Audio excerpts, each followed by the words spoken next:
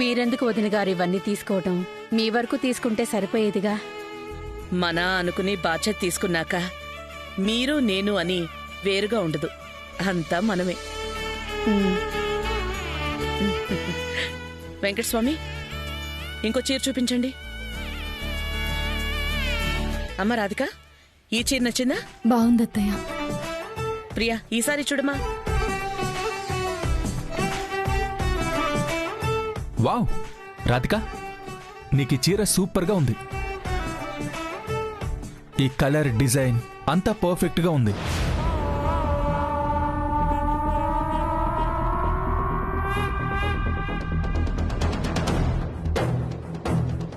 ఈ చీర ఎలా ఉంది? బాగుంది.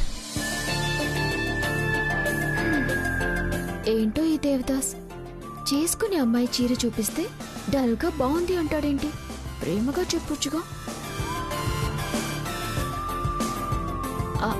అది కాదు, నువ్వు కూడా నా కోసం చీర సెలెక్ట్ చేయొచ్చుగా. నాకు చీరల సెలక్షన్ పెద్దగా తెలియదు.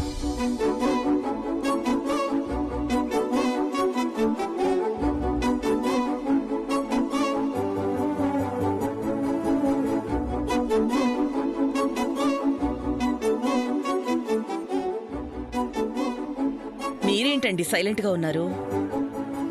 మీరు కూడా చీరలు చూడండి, ఏది నచ్చితే అది తీసుకోండి. ఇలాంటి చీప్ చీరలు కొనే అలవాటు నాకు లేదు.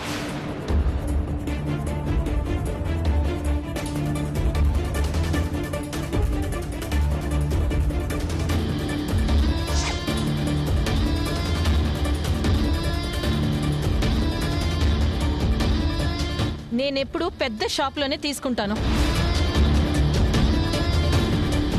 సునంద, ఎలాగైనా మాట్లాడేది? ఇష్టం ఉందంటే చెప్పు, లేదంటే లేదు.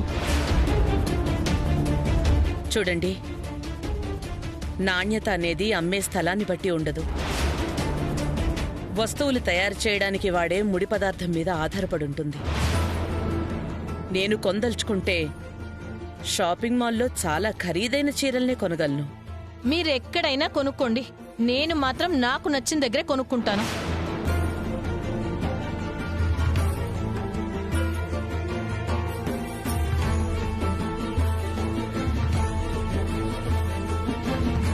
నచ్చినట్టు ఉండడం వేరు, నచ్చేలా ప్రవర్తించటం వేరు.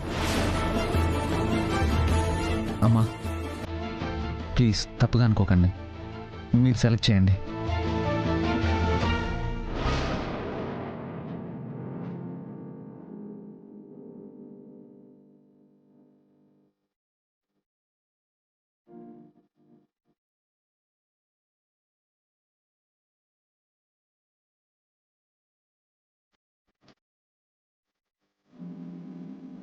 అమ్మ రాధిక, అమ్మవారికి ఒక చీర పెట్టాలి.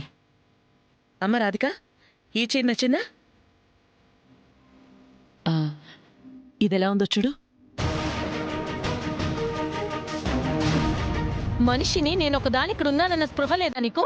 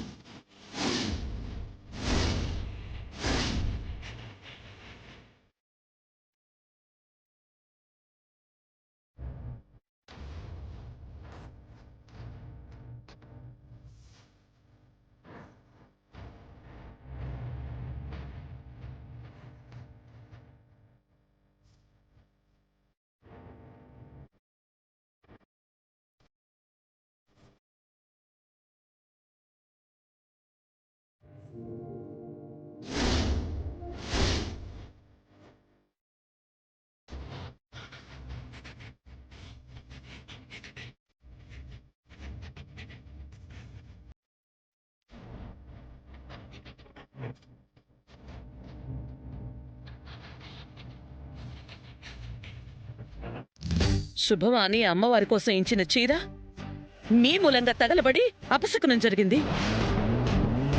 మీకెందుకంత మూర్ఖత్వం? అమ్మా ఊరుకోమ్మా. కనీస విలువ లేకుండా నా మొహం మీదే చీర విసిరేసింది నీ కోడలు.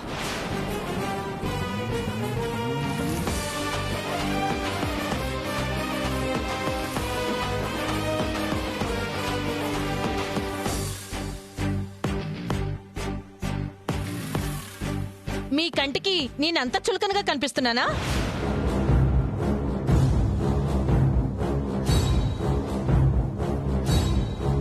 మీ కోడల్ని మందలించకుండా నా మీద కేకలేస్తున్నారేంటి? ఇదేనా మీ పెద్దరికం? ఎందుకింత చీప్ గా ప్రవర్తిస్తున్నారు? సునంద, నోరు మూసుకో. ఎవరు చీప్ గా ప్రవర్తిస్తున్నారు? మీరా మా అత్తయ్య? హుందాతనానికి ప్రతిరూపం మా అత్తయ్య.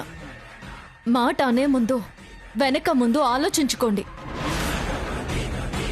అమ్మ రాధిక, నువ్వు కూడా ఏంటమ్మా? మీ అత్తయ్యని అనేసరికి రోషం పొడుచుకొచ్చిందా? ఇంత మర్యాద తెలియని వాళ్ళు ఇంటికెందుకు పిలిచినట్టు? మర్యాదల గురించి మీరేమీ మాకు నేర్పాల్సిన పనిలేదు. ఒక చోటికొచ్చినప్పుడు ఎలా ప్రవర్తించాలో ముందు మీరు అది తెలుసుకోండి. ఏంటొదిన గారు ఇది? పిలిచి ఇలా అవమానించటం ఏం బాగోలేదు. ఆగు సునంద, ఏంటి పిచ్చి పని? ఇంత అవమానం జరిగాక ఇక్కడ నేను ఒక్క క్షణం ఉండలేను. సునంద,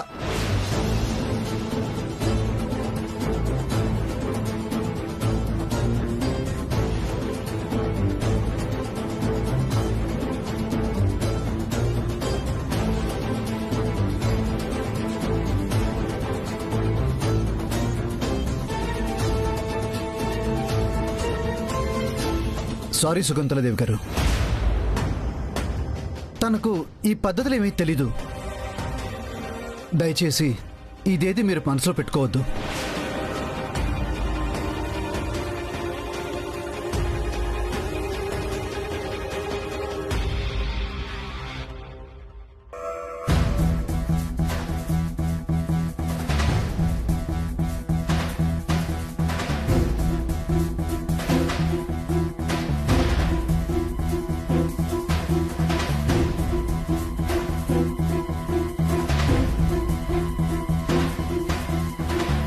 అమ్మా, మా పిన్నికి తెలీదు. నన్ను చూసి తను వదిలేయండి.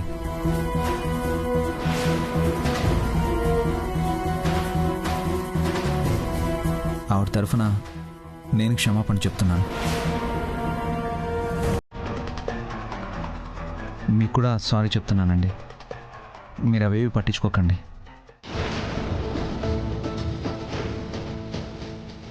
వెళ్ళొస్తాను.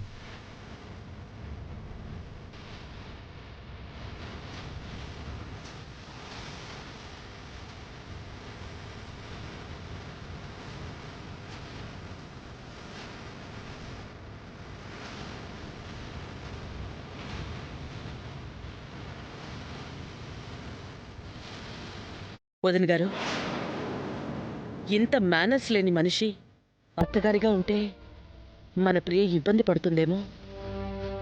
మీరొకసారి ఆలోచించండి.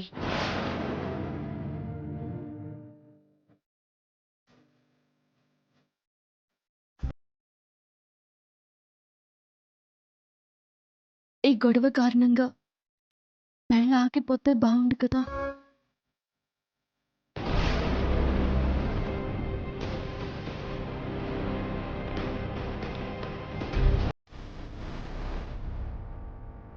నీకసలు బుద్ధుందా?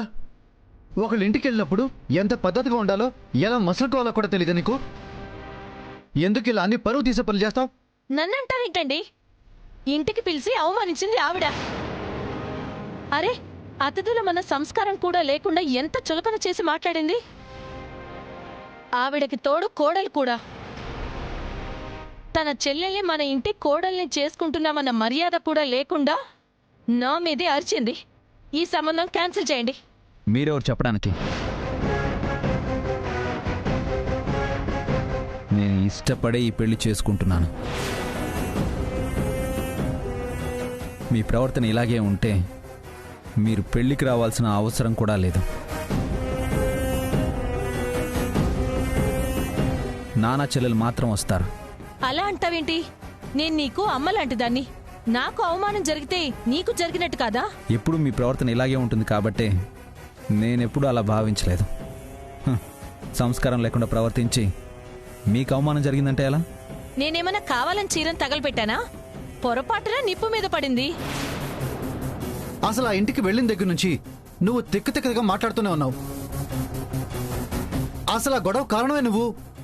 అనండి అనండి, అందరూ నన్నే అనండి. చూడండి, మీ తప్పు మీరు తెలుసుకుంటే పెళ్ళికి రండి, లేదంటే మీ ఇష్టం.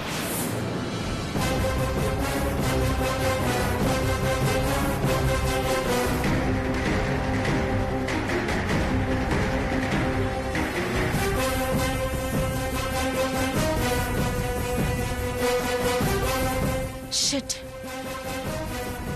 శకుంతల దేవ్ వల్ల 2 సార్లు అవమానం జరిగింది. ఇంతకింత ప్రతీకారం తీర్చుకుంటాను.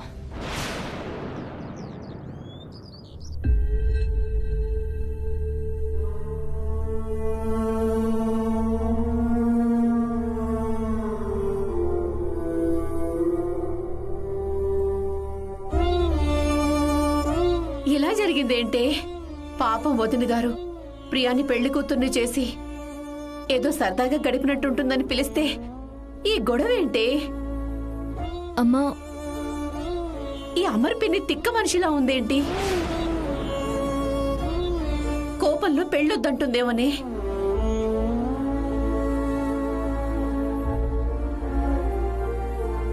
అత్తయ్య గారు మాట్లాడే దానిలో తప్పే ఉందమ్మా. ఈ ఇంటికి వచ్చిన దగ్గర నుంచి ఆవిడ ఏదో ఒక విధంగా నోరు జారుతూనే ఉన్నారు. ఇప్పుడే ఇలా ఉంటే పెళ్ళయ్యాక ప్రియ పరిస్థితి ఏంటి? ఎలా బతుకుతుందో ఏంటో. కావచ్చు రాధిక, తాంబూలాలు మార్చుకున్నాక, పెళ్లికి ముహూర్తం కూడా నిర్ణయించుకున్నాక ఆడపిల్ల పెళ్ళాకపోతే నలుగురు 4 రకాలుగా మాట్లాడుకుంటారు.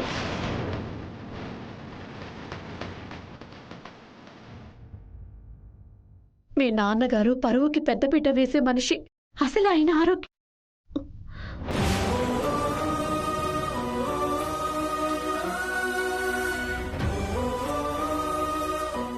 ఏంటమ్మా ఆగిపోయావు?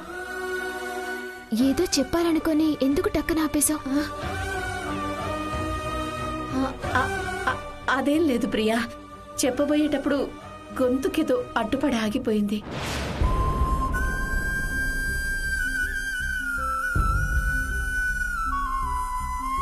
మీ నాన్నగారు ఆఫీస్లో మా చిన్నమ్మాయి పెళ్ళని స్టాఫ్ అందరికీ చెప్పేశారు. అమ్మా, నువ్వు అనవసరంగా కంగారు పడుతున్నావు. అవునమ్మా, నాన్న వెళ్ళి అమర్ పిన్నితో మాట్లాడతారులే. పెళ్లి క్యాన్సిల్ చేయర్లే అమ్మా. కానీ ఈ విషయం ఆయన దాకా వెళ్లకుండా ఆవిడకెవరైనా చెప్తే బాగుంటుందనిపిస్తుంది.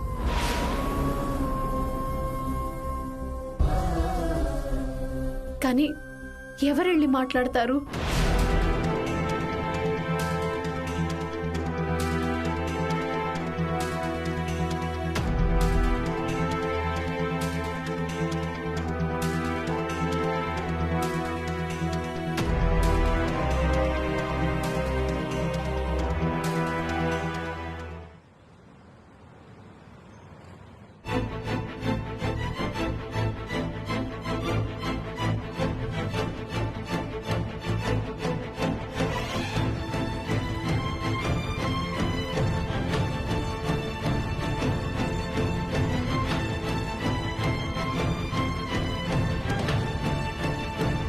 అంకుల్,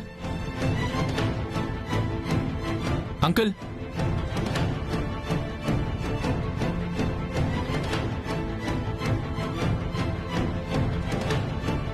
హలో కైలాష్, నువ్వేంటి ఇక్కడ? సారీ, నిలబెట్టి మాట్లాడతాను. లోపల రా. పర్లేదండి, ఇట్స్ ఓకే. పర్లేదు, కూర్చో. ఇట్స్ ఓకే, పర్లేదు. జరిగిన గొడవ గురించి ఒకసారి మీతో మాట్లాడి వెళ్దామని వచ్చాను.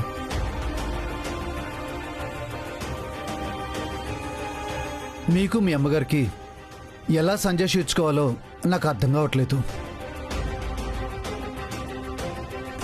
ఏ ఫంక్షన్కి వెళ్ళినా, ఎక్కడ 10 మందిలోకి వెళ్ళినా తన వల్ల మాకు మాట పడడం సరిపోతుంది. అందుకే ఈ మధ్యకాలంలో తను ఎక్కడికి తీసుకెళ్ళటం లేదు. బాబు, తన తరపున నేను మరోసారి అడుగుతున్నాను, క్షమించండి. అయ్యో అంకుల్, మీరెందుకు సారీ అడగడం? ఒక్కొక్కసారి ఇలాంటివి సహజం. ఇలాంటి వాటిని మోసుకుంటూ గుండెల్లో భారం పెట్టుకునే కంటే వెంటనే వదిలేసి సర్దుకోవడం మంచిది.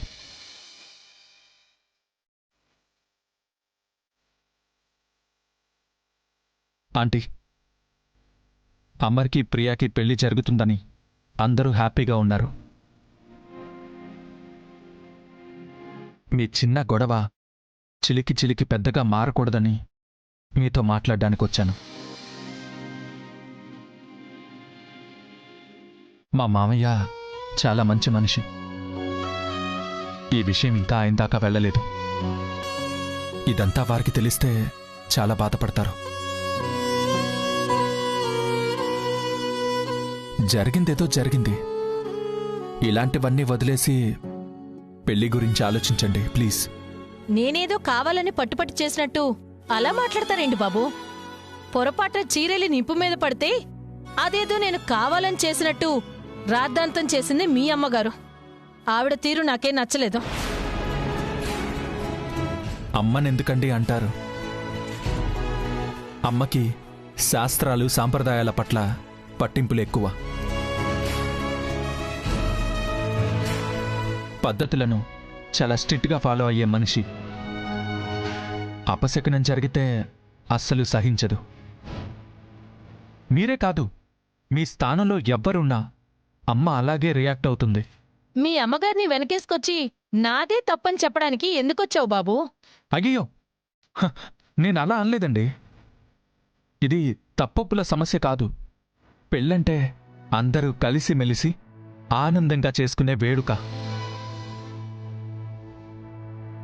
కలిసిమెలిసి ఉండాల్సిన మనం ఇలాంటి చిన్న చిన్న కారణాల కోసం ఎడమొహం పెడమొహంగా వ్యవహరించడం మంచిది కాదండి. మా అమ్మతో కూడా నేను మాట్లాడతాను. ఇక ముందు ఇలాంటివి రాకుండా చూసుకుంటాను. జరిగింది మర్చిపోండి ప్లీజ్. సునంద, మంచి అనేది చిన్నవాళ్ళు చెప్పినా వినాలి. ఎంత చెప్పినా నేను ఇలానే ఉంటానంటే నీ కర్మ. పెళ్ళనేది సంబరంగా జరుపుకోవాల్సిన విషయం. ఈ గొడవలు ఎందుకు?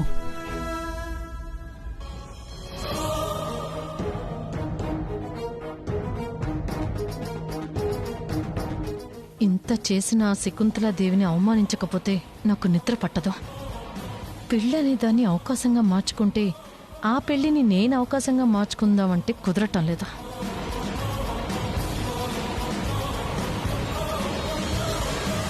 ఏంటి ఆలోచిస్తున్నావు? సరే బాబు, నేనైతే సైలెంట్గానే ఉంటాను. మీ అమ్మగారు అనవసరంగా నన్నంటే మాత్రం నేను ఊరుకోను. అయ్యో, అలా జరగదండి. అందుకు నాది హామీ. వస్తానండి. మంచిది బాబు.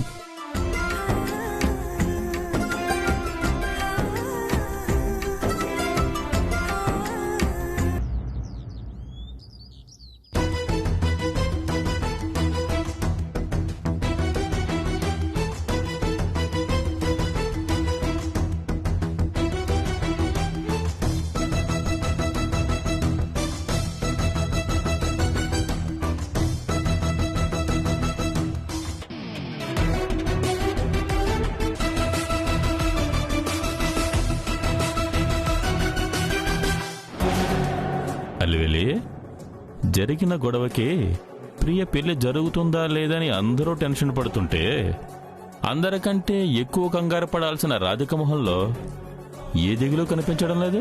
ఇప్పుడేంటండి, ప్రియాని పెళ్లి కూతుర్ని చేసేటప్పుడే రాధిక వాలకం నాకు అనుమానం వచ్చింది. రాధిక మొహంలో అస్సలు సంతోషం లేదు. సంతోషంగా ఉండాల్సిన టైంలో బాధగా, బాధగా ఉండాల్సిన టైంలో మామూలుగా ఉందంటే ఏదో తేడాగా ఉందమ్మా. వదిన గారు, జరిగిన గొడవ గురించి టెన్షన్ పడుతున్నారా? అంటే ఏ తేడా జరిగినా నిందపడేది ఆడపిల్ల మీదే కదా వదిన గారు. నిజమే, కానీ ఆవిడ ప్రవర్తన నాకస్సలు నచ్చలేదు. ఇదంతా మనసులో పెట్టుకుని పెళ్లి మీద తన కోపాన్ని చూపిస్తుందేమోనని నాకు చాలా భయంగా ఉంది వదిన. అలా జరగదత్తయ్య.